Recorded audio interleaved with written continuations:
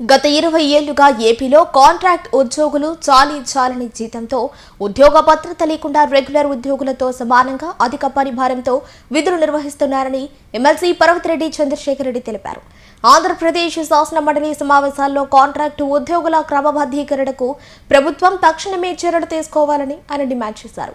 YCP ప్రభుత్వం contract ఉద్యోగులకు బాసటగా వారికి జీతాలు పెంచడమే కాకుండా 10,117 మంది కాంట్రాక్టు ఉద్యోగులను రెగ్యులర్ చేయాలని కేబినెట్ ఆమోదంతో జీవో నెంబర్ 114 విడుదల చేయడం జరిగిందని అన్నారు. కాంట్రాక్ట్ ఎంప్లాయీస్ రెగ్యులరైజేషన్ గురించి అధ్యక్ష, సుమారు 20 సంవత్సరాల నుంచి మన రాష్ట్రంలో కాంట్రాక్ట్ ఉద్యోగస్తులు చాలని జీతాలతో, భద్రత లేని ఉద్యోగాలతో, రెగ్యులర్ ఉద్యోగస్తులను మించిన పని భారంతో అనేక డిపార్ట్మెంట్లో పనిచేస్తూ ఉన్నారు అధ్యక్ష. గత వైఎస్ఆర్సీపీ ప్రభుత్వం కాంట్రాక్ట్ ఉద్యోగస్తులకు జీతాలు పెంచడం కానీ, అలానే రాష్ట్రంలో ఉన్న అన్ని డిపార్ట్మెంట్లోనే అర్హత కలిగినటువంటి 10,117 మంది కాంట్రాక్ట్ ఉద్యోగులను రెగ్యులర్ చేయడానికి కేబినెట్ ఆమోదంతో పాటు శాసనసభ శాసన మండలిలో చర్చించి ఏకాభిప్రాయంతో జీవో నెంబర్ 114ను విడుదల చేయడం కూడా జరిగింది అధ్యక్ష.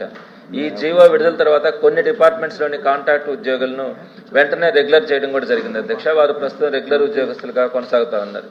కానీ కొన్ని డిపార్ట్మెంట్స్ అధ్యక్ష, ప్రధానంగా మొదటి నుంచి పోరాటం చేసిన ఇంటర్, డిగ్రీ, పాలిటెక్నిక్ కళాశాలల్లోని 4,000 మంది కాంట్రాక్ట్ లెక్చర్లతో పాటు మరికొన్ని డిపార్ట్మెంట్ల వారితో కలిపి సుమారుగా 7,000 మంది రెగ్యులర్ కాకుండా సాంకేతిక కారణాల వల్ల ఆగిపోయారు అధ్యక్ష.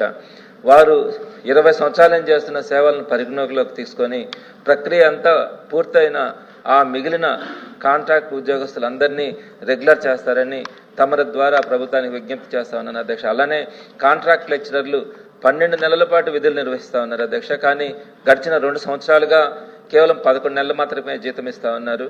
మండుట ఎండాకాలంలో మే నెలలో వారు కష్టపడిన ఆ నెల జీతం ఇవ్వకుండా జాప్యం చేస్తా ఉన్నారు అధ్యక్ష. ఆ 2 సంవత్సరాల్లోనే ఆ 2 నెలలకు సంబంధించిన జీతాలను కూడా ఇవ్వవలసిందిగా మీ ద్వారా ప్రభుత్వాన్ని కోరుతున్నాను అధ్యక్ష.